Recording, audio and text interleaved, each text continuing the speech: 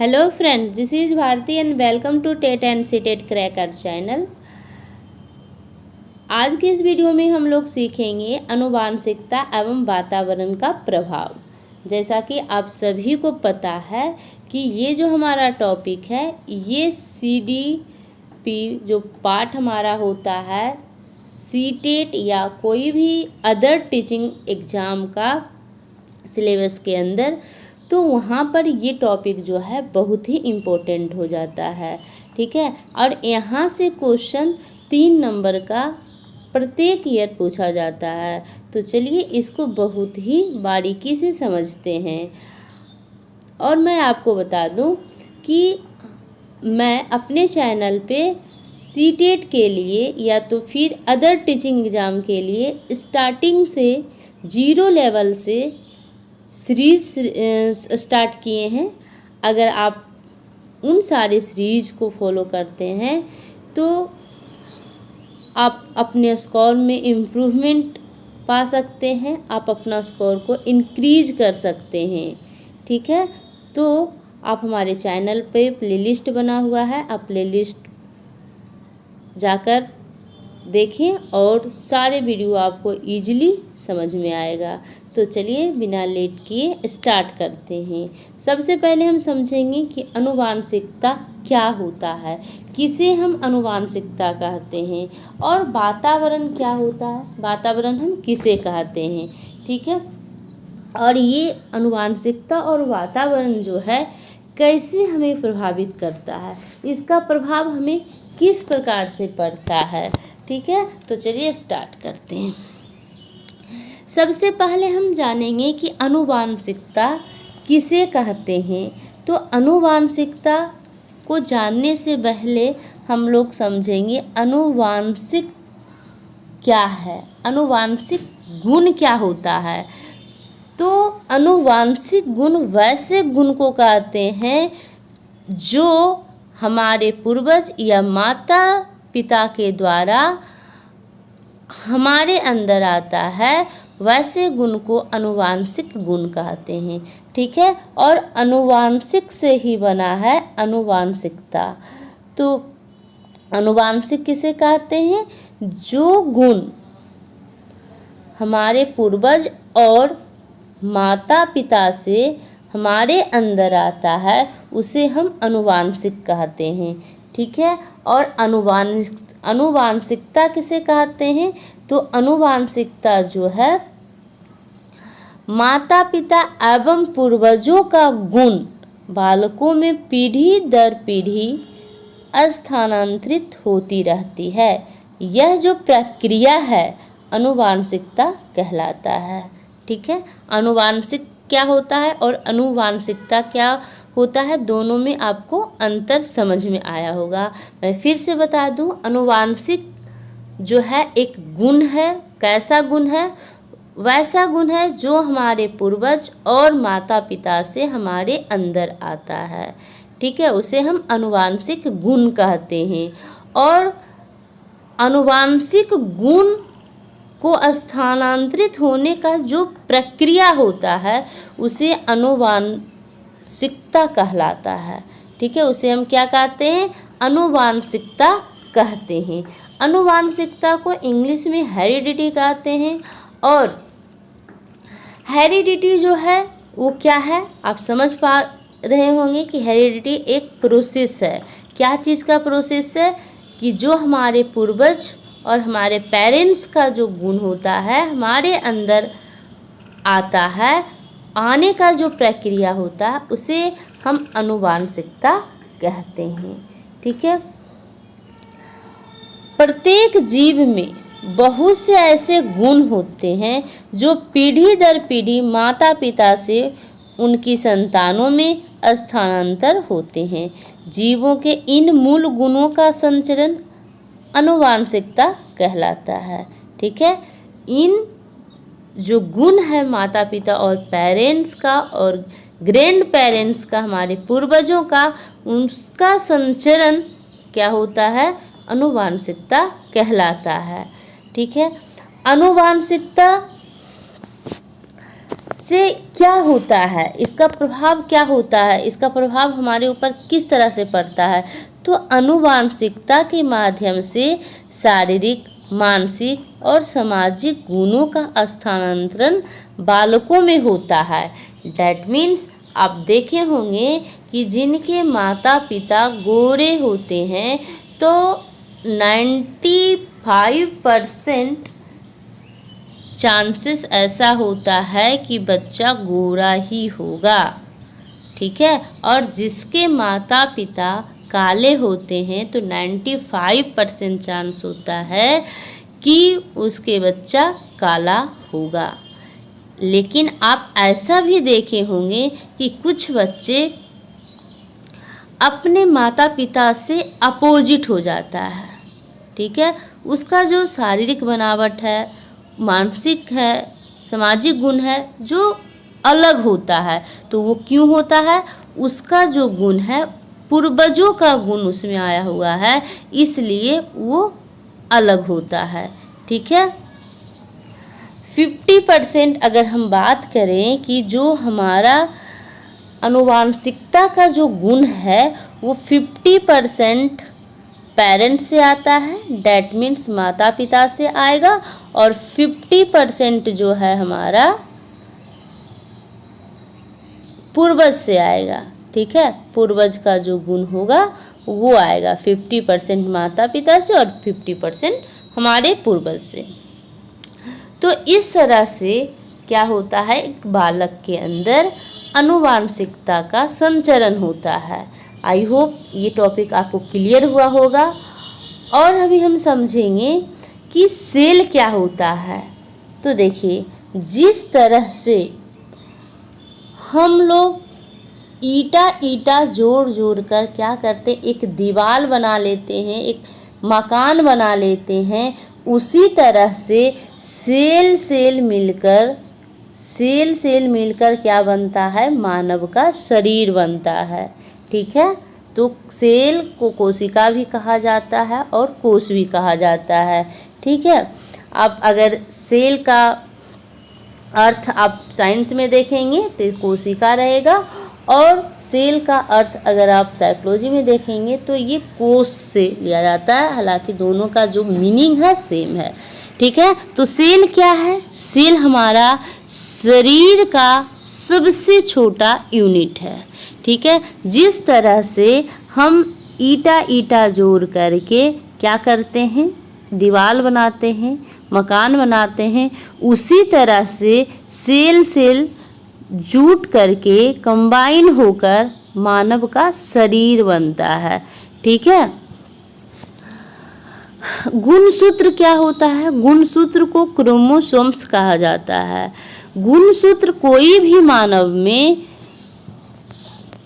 46 गुणसूत्र होते हैं, ठीक है। कोई भी मानव में कितने गुणसूत्र होते हैं, तो कोई भी मानव में 46 गुणसूत्र होते हैं, ठीक है। 23 जो होता है गुणसूत्र वो हमारे फादर से आता है, और 23 गुणसूत्र जो होता है मदर से आता है। दोनों मिलकर कितना हो जाता है, 46। अगर पेयर में पूछा जाए कि एक मानव में कितने पेयर क्रोमोसोम्स होता है या कितने युग्म गुणसूत्र होता है, तो आप बोलेंगे 23, ठीक है। 23 पेयर। उसके बाद हम समझेंगे कि जीन क्या है। तो अभी हम लोगों ने समझा कि गुणसूत्र क्या होता है। गुणसूत्र जो है इसे क्रोमोसोम्स कहा जाता है, और कोई भी मानव में 46 गुणसूत्र होता है। ये मानव के अंदर जो गुणसूत्र होता है 46, एक गुणसूत्र में बहुत बड़ी संख्या में जीन होते हैं, ठीक है। एक कितने गुणसूत्र हैं, 46, और एक गुणसूत्र में बहुत बड़ी संख्या में अनगिनत जीन होते हैं, ठीक है। अनगिनत जीन होते हैं। कुछ ऐसे मनोवैज्ञानिक हैं, उनके अनुसार कहा जाता है कि प्रत्येक गुणसूत्र में, दैट मीन्स एक गुणसूत्र में 3000 जीन पाए जाते हैं। ठीक है, एक गुणसूत्र में कितने जीन पाए जाते हैं? तो 3000 जीन पाए जाते हैं। जीन ही क्या करता है? व्यक्ति की विभिन्न योग्यताओं एवं गुणों के निर्धारण करता है कि व्यक्ति जो है ये किस प्रकार के योग्यता रखने योग्य होगा और इसके अंदर किस प्रकार का गुण होगा। इसका जो जीन का क्या काम है? तो व्यक्ति के योग्यता और गुणों का निर्धारण करना। ठीक है, अब हम थोड़ा सा समझ लेते हैं कि लड़का और लड़की का जो फंडा है वो कैसे होता है। तो देखिए, यहाँ से भी क्वेश्चन आया हुआ था कि जो पुरुष होता है उसमें एक्स और वाई क्रोमोसोम्स होता है। ठीक है, और जो महिला होती है उसमें एक्स एक्स क्रोमोसोम्स होता है। तो अगर एक्स और वाई क्रोमोसोम्स जो है वो मिलेगा तो लड़का होगा, और अगर एक्स एक्स क्रोमोसोम्स मिलता है तो लड़की होती है। ठीक है, यहाँ से क्वेश्चन आया हुआ है, आप ध्यान में रखेंगे। और ये भी क्वेश्चन आया हुआ था कि एक मानव में कितने गुणसूत्र होते हैं, तो वो भी आप याद रखेंगे 46। अगर पेयर में पूछे तो 23। ठीक है, मानव व्यक्तित्व आनुवंशिकता और वातावरण की अंतःक्रिया का परिणाम है। मानव का जो व्यक्तित्व है वह किसका परिणाम है? तो दोनों का, हेरिडिटी और इन्वायरमेंट, दोनों का अंतःक्रिया का परिणाम है। I hope it is clear. Next, वातावरण किसे कहते हैं? हम लोगों ने बचपन से ही पढ़ते आ रहे हैं कि हमारे चारों तरफ जितने सारे चीज़ हैं वो सारे चीज़ क्या कहलाते हैं? हमारा वातावरण कहलाता है। वातावरण के अंदर लिविंग थिंग्स और नॉन लिविंग थिंग्स दोनों आता है। ठीक है, इन्वायरमेंट के अंदर लिविंग थिंग्स और नॉन लिविंग थिंग्स दोनों आता है। वातावरण को पर्यावरण भी कहा जाता है। ठीक है, वातावरण को क्या कहा जाता है? पर्यावरण भी कहा जाता है। और पर्यावरण जो है दो शब्दों से मिलकर बना है, परि और आवरण। ठीक है, परि का अर्थ होता है चारों ओर और आवरण का अर्थ होता है ढका हुआ। ठीक है, दैट मीन्स हमारे चारों ओर जितने सारे चीज़ है वो सारे मिलकर हमारा वातावरण बनाता है। चारों ओर घिरने वाला जो चीज़ें हैं वो हमारा क्या है? वातावरण है। ठीक है, जैसे कोई भी मनुष्य जल, वायु, वनस्पति, पहाड़, पठार, नदी, वस्तु आदि से घिरा हुआ रहता है ना। यही सब मिलकर पर्यावरण का निर्माण करता है और इसे ही वातावरण कहते हैं। और वातावरण को पोषण के नाम से भी जाना जाता है और सीटेट में क्वेश्चन भी आता है कि पोषण, वातावरण के जगह पे पोषण दे दिया जाता है, तो आप इसको याद रखेंगे। ठीक है, वातावरण को पर्यावरण भी कहते हैं और पोषण भी कहते हैं। वातावरण मानव जीवन के विकास पर महत्वपूर्ण प्रभाव डालता है। ठीक है, वातावरण जो है, इन्वायरमेंट जो है, वो मानव के जीवन के विकास पे, डेवलपमेंट पे महत्वपूर्ण प्रभाव डालता है। मानव विकास में जितना योगदान आनुवंशिकता का है उतना ही वातावरण का भी है। इसलिए कुछ मनोवैज्ञानिक वातावरण को सामाजिक वंशानुक्रम भी कहते हैं। ठीक है, देखिए वातावरण को कई सारे नाम दिया गया। सबसे पहले वातावरण को पर्यावरण कहा गया, फिर पोषण के नाम से भी जाना गया, और इसको कई सारे जो मनोवैज्ञानिक हैं उन्होंने सामाजिक वंशानुक्रम भी कहा है। ठीक है, तो अगर सामाजिक वंशानुक्रम कहीं भी क्वेश्चन में रहे तो आप समझ जाएंगे कि ये इन्वायरमेंट की बातें हैं। ठीक है, और अगर हम बात करें कि इनमें से अगर कहें कि कौन सा ज़्यादा इफ़ेक्ट प्रभाव जो है मानव पे डालता है, वातावरण या हेरिडिटी आनुवांशिकता, तो कुछ वैज्ञानिक का मानना है, जैसे व्यवहारवादी वैज्ञानिक जो हैं उन्होंने वंशानुक्रम से अधिक जो महत्व है वातावरण को दिया है।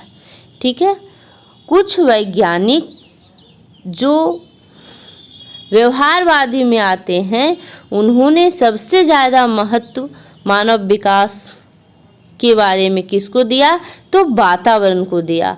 क्यों?